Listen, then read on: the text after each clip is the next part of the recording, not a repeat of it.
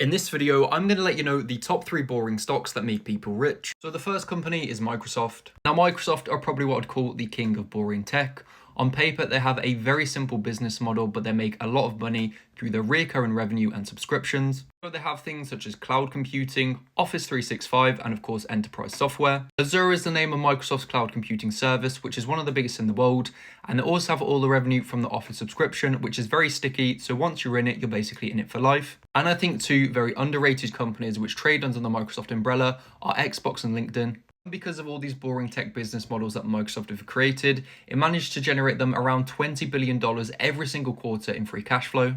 And for over 20 years now, Microsoft have been using their free cash to pay investors dividends and also do share buybacks. If you would have invested $10,000 all the way back in 2010 into Microsoft stock, it would now be worth around $140,000, which is an astronomical return on your money. Next stock is probably what I believe to be the best business model in the world, and that is MasterCard. Now, there is a big misconception that MasterCard actually produce the cards and take on the debt of the customers, but in reality, MasterCard is simply just the payment network where transactions are taking place. But every time someone swipes or taps or uses Apple Pay with their MasterCard, they will take a cut. And this business is massively profitable simply because it's very light and they don't have many overhead costs, which also results in huge profit margins. And they benefit from consumer spending without taking on debt like banks. I think with the growth of emerging markets in places such as Africa and South America, I think MasterCard still have a lot more room to grow. MasterCard have an operating margin of around 40% and every single year produce around $20 billion in annual revenue.